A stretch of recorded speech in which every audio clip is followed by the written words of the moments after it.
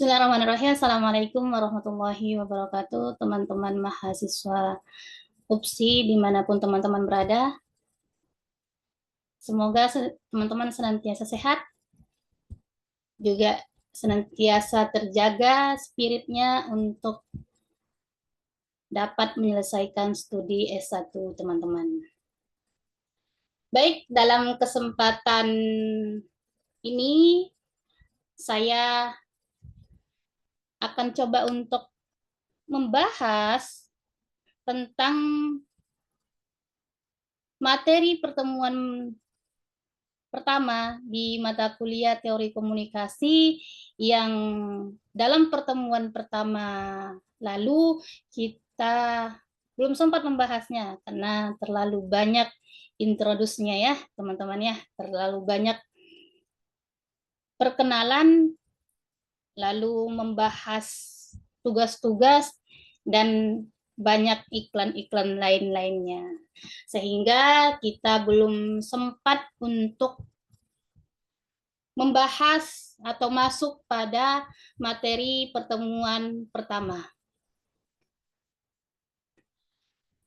Maka dari itu saya merasa perlu untuk membahas materi pertemuan pertama ini agar teman-teman mendapatkan insight untuk bahan pembelajaran teman-teman, selain daripada teman-teman juga dapat belajar mandiri, baik dari media atau platform apapun itu. Oke, teman-teman yang saya banggakan, pada pertemuan pertama ini, kita itu membahas tentang teori komunikasi dan pengetahuan. Artiannya begini teman-teman, apa sih komunikasi itu? Lalu apa ranahnya di dalam ilmu pengetahuan atau di ranah akademik? Nah, menurut teman-teman, apa komunikasi itu? Ya, mungkin secara awam kita bisa menjelaskan bahwa komunikasi adalah proses penyampaian pesan, gitu ya. Proses memberikan informasi dan lain-lain. Namun, kalau kata Aristoteles, komunikasi itu adalah cara bicara yang efektif. Ada 3 poinnya. Yang pertama, logos, etos, dan pathos. Logos itu apa teman-teman? Yaitu komunikasi yang disampaikan atau komunikasi atau pesan yang disampaikan secara masuk akal dengan didukung oleh data yang ada. Terus etos, apa etos itu? Etos adalah sebuah kepercayaan ya teman-teman ya.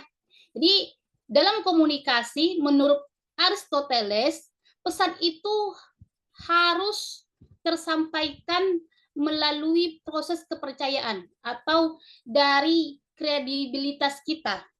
Orang dilihat penyampaian komunikasinya itu benar ketika kita memiliki interest, kepercayaan, dan merasa dia itu adalah kredibel dalam menyampaikan pesan tersebut. Lalu pathos. Pathos itu penyampaian pesan dengan adanya nilai-nilai yang dapat mempengaruhi proses orang melakukan tindakan. Nah, kalau kata Aristoteles, 3 poin dalam memahami komunikasi. Logos, etos, dan pathos. Oke. Kalau kata Laswell, teman-teman, seorang ilmuwan komunikasi, Komunikasi itu adalah who says what in which channel, to whom, with what effect.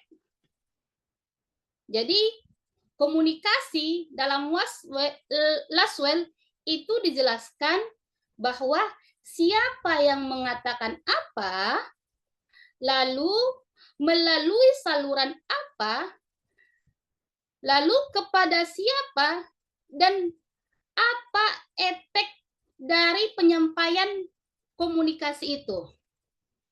Tuh. Jadi dapat kita simpulkan bahwa komunikasi itu harus jelas dan ada tujuannya, ya.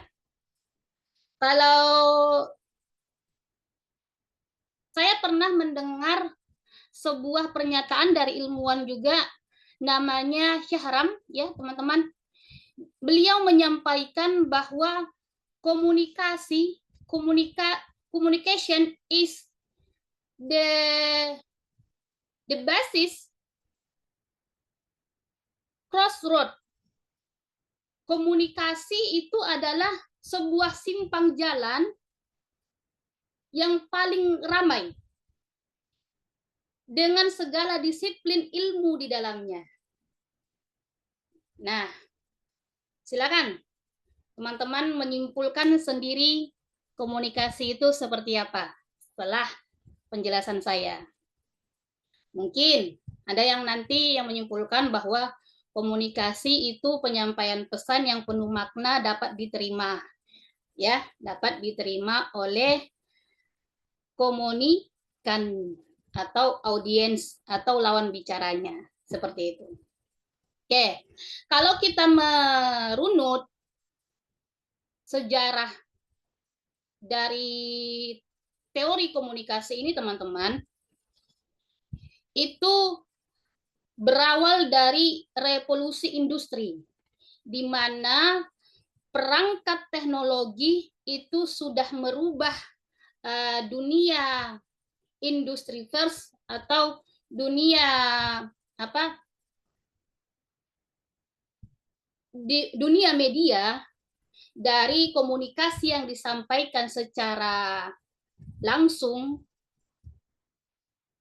Setelah adanya revolusi industri, komunikasi disampaikan lewat media atau lewat teknologi yang dulu pada tahun sekitar 19-an sampai 1950 yang sering disebut dengan atau lahirnya itu mesin cetak, ya. Itulah awal dari ilmu komunikasi itu hadir. Oke. Siapa yang membawa ilmu komunikasi ini, teman-teman? Jadi, secara umum yang mempelopori ilmu komunikasi itu adalah tokoh sosiologi. Tokoh ilmu sosial yaitu ilmu sosiologi yang bernama Max Weber. Beliau membagi dua pandangan, yaitu tentang sosiologi organisasi dan sosiologi pers atau jurnalistik. Gitu. Oke. Kita next. Oke. Bagaimana cara kita mengenal komunikasi? Dalam komunikasi itu ada 3 tahap kita cara mengenal komunikasi itu. Yang pertama itu tahap pengamatan, di mana dari kita mengamati, kita dapat mengenal bentuk dari komunikasi. Jadi komunikasi itu ada bentuknya, teman-teman. Verbal, non-verbal, atau visual. Bentuk komunikasi itu ada 3. Yang pertama itu ada verbal atau komunikasi yang disampaikan secara tulisan dan lisan. Apalagi bentuknya? Teori komunikasi non-verbal. Komunikasi yang disampaikan lewat bahasa tubuh, gestur, ekspresi wajah, dan bentuk yang ketiga, komunikasi itu disampaikan secara visual atau dalam gambar, video, audio, dan lain-lain, gitu ya. Terus poin kedua, cara kita mengenal komunikasi adalah dengan intensionalitas atau mengetahui maksud dari bentuk komunikasi itu. Artiannya, kita mengenal bentuk komunikasi dari penyampaian dan tujuan komunikasi itu disampaikan. Ya, jadi pertama sebelum kita untuk mengenal komunikasi, kita harus mengenal bentuk dari komunikasi. Untuk mengenal komunikasi, kita juga harus mengetahui maksud komunikasi maksud pesan atau komunikasi yang disampaikan. Lalu poin ketiga adalah penilaian tentang normatif, di mana kita mengetahui hasil dari informasi, hasil dari pesan yang disampaikan, lalu kita yang mendengarkan itu memiliki respon selanjutnya, dan dampak dari respon itu ada prosesnya, ada hal yang dilakukan selanjutnya, begitu. Oke, kita next. Oke, sekarang kita melihat komunikasi dalam studi akademis, ya. Berarti statusnya dalam akademik, dalam ilmu pengetahuan. Sebagaimana halnya ilmu, itu harus dipelajari secara sistematis. Ilmu komunikasi juga demikian. Harus dipelajari secara sistematis, yang artiannya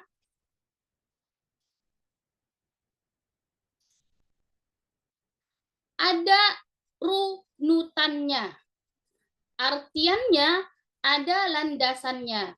Makanya dalam ilmu komunikasi itu ada beberapa teori di dalamnya. Tergantung dari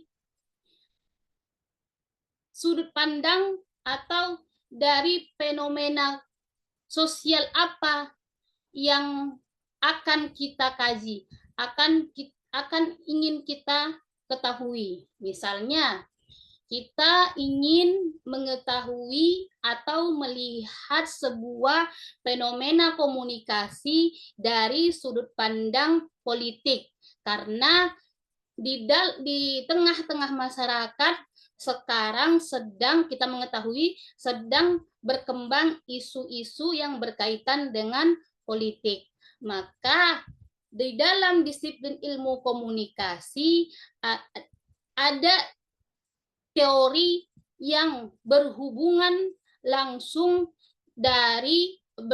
dari ilmu sosial lainnya dan dimasukkan kepada teori komunikasi yang mengkaji hal tersebut atau mengkaji politik di dalam ilmu komunikasi. Ya, berarti kalau kita mau mengkaji tentang politik, kita harus mengambil teori komunikasi politik. Kalau kita mau mengkaji tentang budaya, kita harus memakai atau menggunakan teori komunikasi budaya.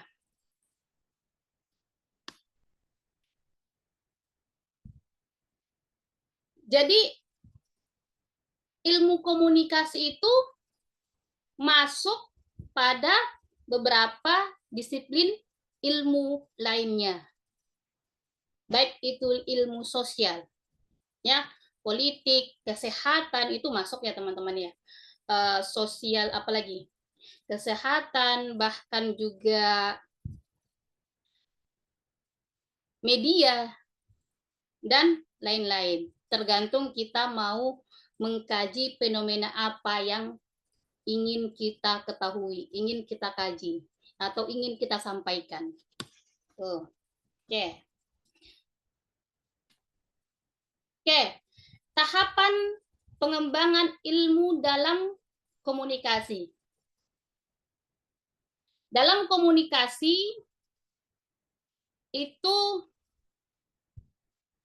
ada 3 tahap yang melibatkan pengembangan ilmu komunikasi itu sendiri. Oke. Pertama itu tentu dimulai dari sebuah pertanyaan, misalnya kita melihat realitas sosial atau kita melihat sebuah fenomena sosial. Nah, dari fenomena itu muncul sebuah pertanyaan. Lalu di dalam pengembangan ilmu kita melakukan penelitian. Tentu juga nanti teman-teman pada akhirnya juga akan mengerjakan skripsi. Namun sebenarnya teman-teman juga nanti akan dapat materi metodologi penelitian. Ini saya hanya mencoba untuk memberikan gambaran secara umum tentang penelitian nantinya ya, gitu teman-teman. Setelah kita berniat ingin melakukan penelitian, apa lagi yang akan kita lakukan? Tentu kita akan mencari datanya. Lalu kita akan menganalisisnya.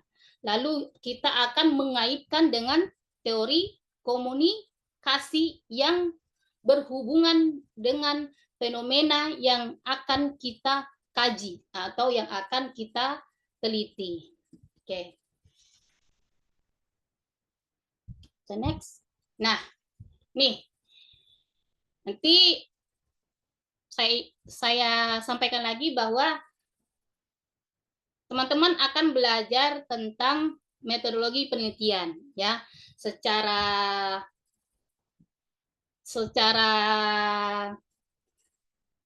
efektif nanti atau secara mendalam teman-teman kan mengkaji tentang metodologi penelitian di ranah ilmu komunikasi. Ini saya hanya memberikan gambaran secara luas saja. Oke. Sekarang kita masuk pada perspektif teori komunikasi. Apa itu perspektif, teman-teman? Oke, pasti ada yang menjawab adalah pandangan atau pendekatan gitu ya. Jadi, teman-teman, perspektif teori komunikasi itu memang merupakan cara pandang atau pendekatan dalam memahami sebuah proses komunikasi. Oke. Dalam perspektif komunikasi itu ada 3, teman-teman. Kalau menurut Miller ya, seorang ilmuwan komunikasi. Miller menyampaikan bahwa perspektif komunikasi atau cara pandang atau pendekatan dalam ilmu komunikasi itu ada 3. Yang pertama itu positivisme. Apa itu positivisme? Positivisme itu adalah komunikasi yang dapat diukur dan diperiksa keabsahannya. Biasanya kalau dalam penelitian itu menggunakan metode kuantitatif. Metode kuantitatif itu dilakukan melalui survei, eksperimen, lalu melihat algoritma. Apa contohnya? Misalnya, dalam penelitian, teman-teman mau melakukan penelitian yang berperspektif positivisme.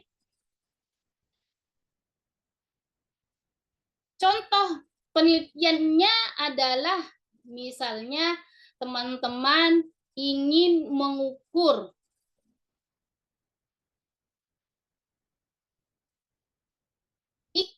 pengaruh iklan dari satu brand terhadap faktor penjualannya. Gitu. Jadi kan iklan itu kan bisa kita dapatkan datanya, berapa orang yang melihat, ya, berapa orang yang dari iklan tersebut, berapa orang yang membeli akhirnya gitu. Jadi intinya perspektif positivisme ini adalah kajian yang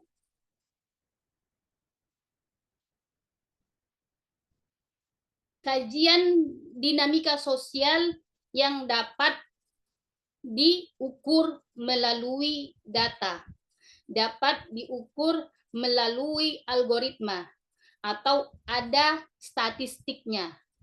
Jadi bisa disimpulkan bahwa kalau kita mau mengkaji sebuah fenomena komunikasi dari pandangan atau perspektif positivisme, itu harus ada, yaitu harus ada ilmu pastinya, ada tolak ukur yang realnya, gitu ya. Terus yang kedua, Miller juga menyampaikan ada perspektif teori interpretivisme, yang dimana dalam interpretivisme ini realita atau dinamika sosial ditempatkan sebagai subjek, teman-teman. Misalnya, teman-teman mau menggali sebuah penggalian makna atau simbol. Dalam perspektif interpretisme ini, penelitian teman-teman nanti diarahkan pada kualitatif, di mana kajiannya, informasinya dalam penelitian teman-teman itu dilakukan dengan metode wawancara, observasi, gitu ya teman-teman ya. Contoh penelitiannya, misalnya teman-teman mau mengkaji fenomena komunikasi dalam budaya. Misalnya di Jawa itu ada budaya sopan santun. Nah, teman-teman kaji kenapa ada budaya sopan santun tersebut. Tentu ada kebiasaan-kebiasaan yang dibangun secara terus-menerus di dalam masyarakat sehingga itu menjadi budaya. Nah, begitu. Jadi kajian interpretisme itu menempatkan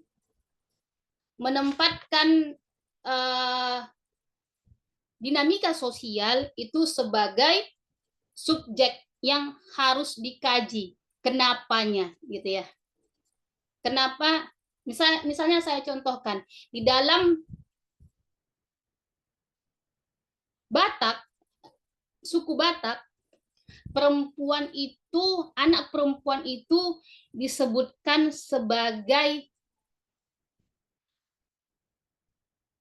Boruni Raja, anak raja.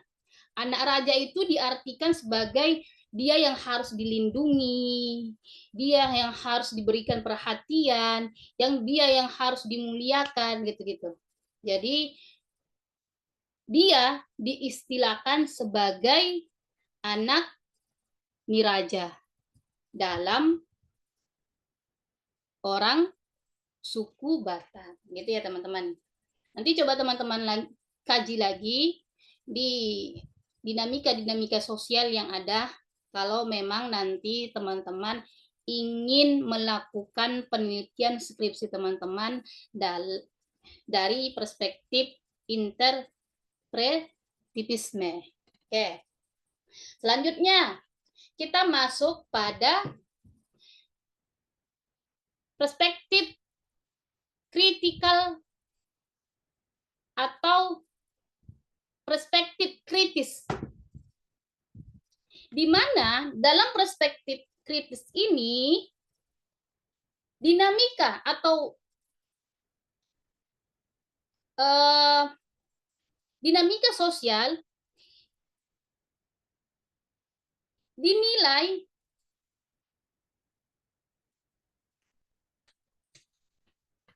dari sudut pandang siapa yang diuntungkan dan siapa yang dirugikan. Sederhananya begini, teman-teman.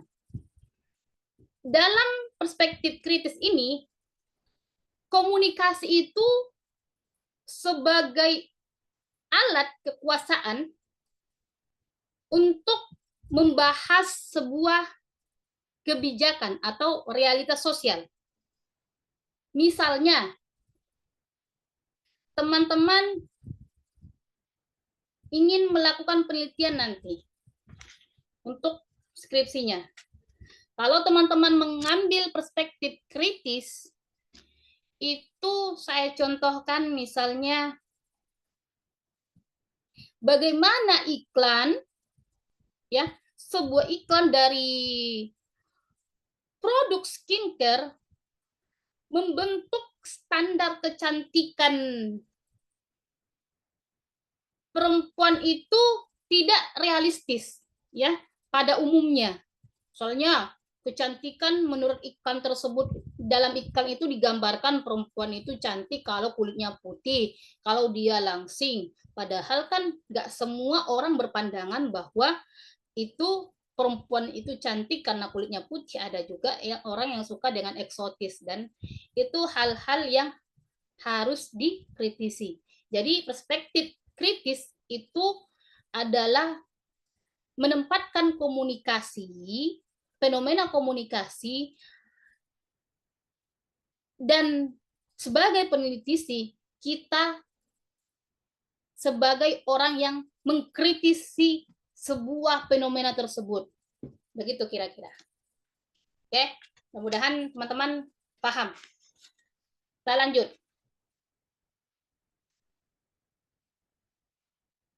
Ini masih sudah saya jelaskan. Oke.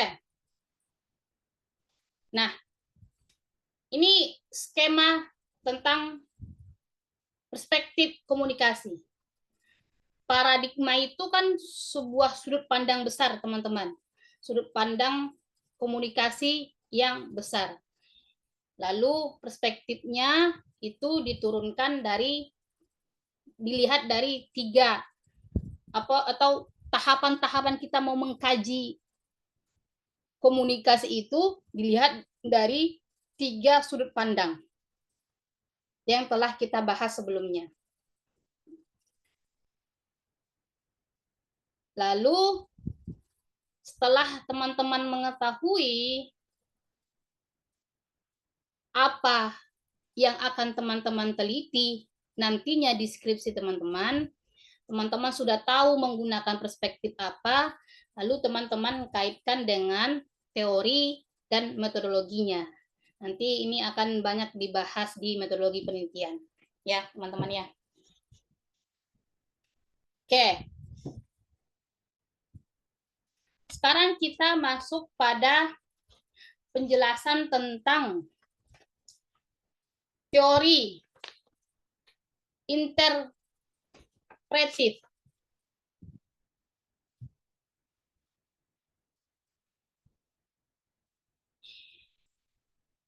Teori interpretif ini, teman-teman,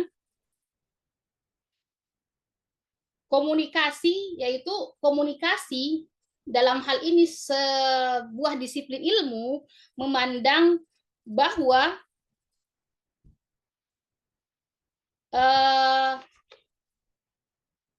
dinamika sosial itu sebagai proses membangun makna.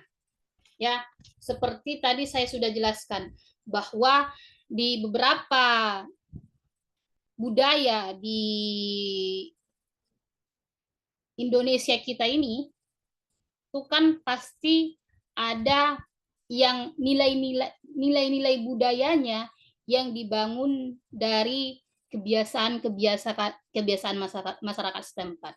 Nah, itu disebut dengan interpretatif teoris, yaitu realitas sosialnya itu dipahami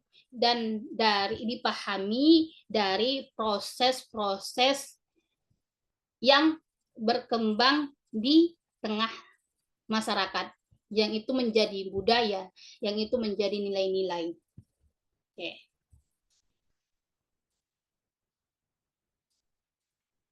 Oke, dalam interpretif teori ini ada 3 poin sebenarnya, teman-teman. Hermeneutika, terus interaksionisme simbolik, 2 poin. Oke, sekarang kita memahami tentang hermeneutika itu apa. Jadi hermeneutika ini adalah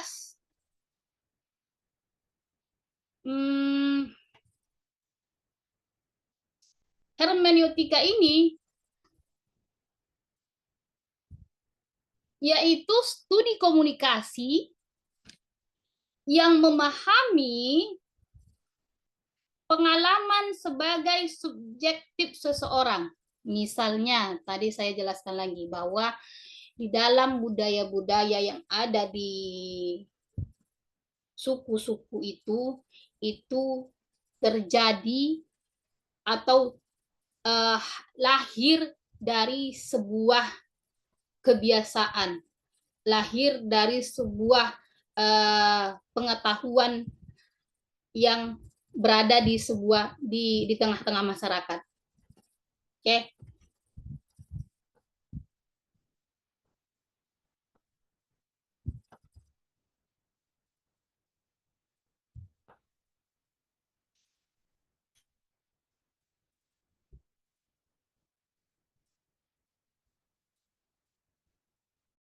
Jadi di dalam komunikasi itu ada 2 interpretatif teori.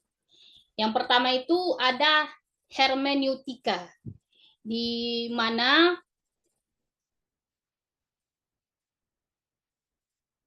dalam kajian hermeneutika ini adalah mengkaji sebuah teks yang bersifat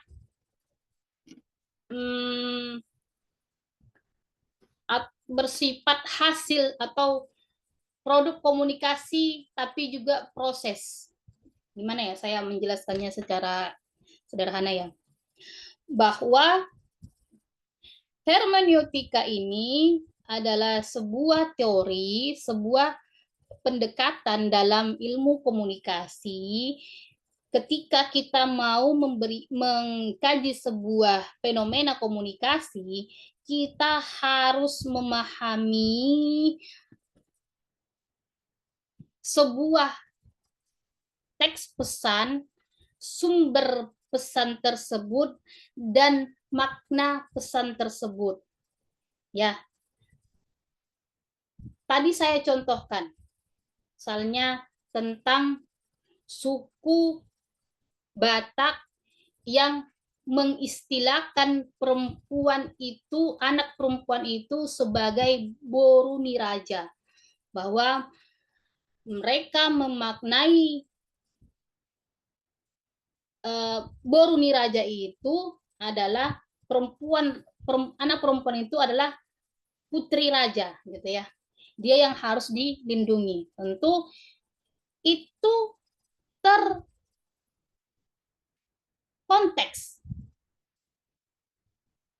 Intinya dalam kajian komunikasi, hermeneutika ini mengkaji tentang budaya ya teman-teman ya, mengkaji tentang budaya.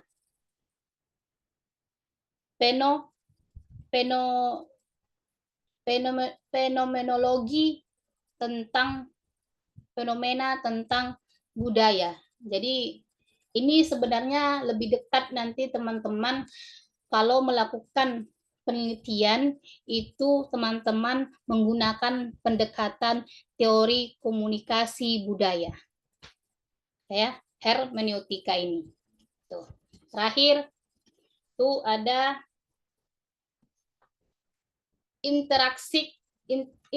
interaksionisme simbolik atau interaksi simbol, bahwa dalam komunikasi itu, di dalam komunikasi pesan itu dapat dimaknai dari sebuah simbol gitu. Tentu simbol ini dibentuk dari kebiasaan atau dari proses interaksi manusia, interaksi masyarakat, gitu ya. Misalnya, contohnya itu simbol-simbol yang ada di tengah-tengah masyarakat. Nah, saya contohkan misalnya Garuda, burung Garuda. Kita memahami bahwa burung Garuda itu adalah simbol ketegasan, bahwa burung Garuda itu adalah penguasa udara yang punya kekuatan. Nah, dari simbol itu dihadirkan atau dimaknai nilai-nilai, sehingga nilai-nilai itu menjadi pedoman kehidupan bermasyarakat, misalnya seperti itu. Ya, menjadi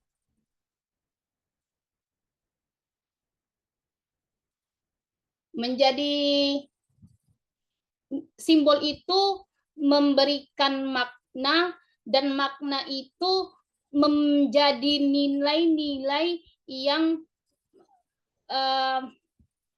menjadi prinsip, sehingga itu menjadi juga proses orang melakukan tindakan, ya. Jadi kalau orang memaknai burung Garuda itu adalah sebuah kekuatan, berarti kalau kita kuat dari simbolik burung Garuda itu, kita bisa terbang, kita berarti pantang menyerah, gitu-gitu ya teman-teman ya. Bukan bisa terbang ya, pantang menyerah, terus berpandangan luas karena dia bisa melihat dengan luas, gitu-gitu ya. Terakhir selesai itu teman-teman. Sekian yang bisa saya sampaikan dari materi pertemuan pertama kita teman-teman. Kalau misalnya ada hal yang pengen teman-teman diskusikan, atau hal yang perlu teman-teman tanyakan dari materi pertemuan pertama ini, silakan teman-teman sampaikan. Ini video ini nanti saya coba kirim ke teman-teman untuk teman-teman dapat melihatnya.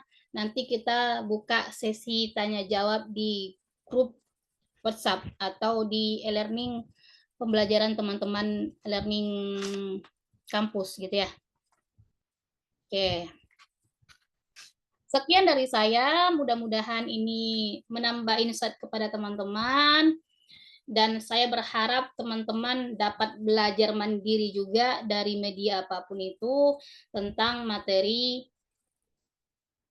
yang ada di pertemuan satu ini, sehingga nanti diskusi kita bisa berkembang, sehingga diskusi kita itu nanti berjalan interaktif, gitu ya, di dalam grup ataupun di pertemuan selanjutnya, pertemuan Zoom selanjutnya. Oke, teman-teman, terima kasih. Terima kasih atas waktu teman-teman yang sudah teman-teman sediakan untuk dapat menyimak penjelasan saya ini. Tentu untuk penelitian nanti teman-teman akan mendapatkan mata kuliah metodologi penelitian yang teman-teman dapat insight lebih mendalam tentang tugas akhir teman-teman ya. Ini hanya pengantar saya tentang penelitian karena kita tadi bersinggungan dengan bahwa peran komunikasi atau status komunikasi di ranah akademik. Selain dari menanggapi sebuah fenomena sosial, komunikasi juga untuk bertujuan untuk melakukan penelitian dari fenomena sosial tersebut. Gitu. Oke, sekian dari saya teman-teman. Terima kasih. Billahi taufiq wal hidayah. Assalamualaikum warahmatullahi wabarakatuh.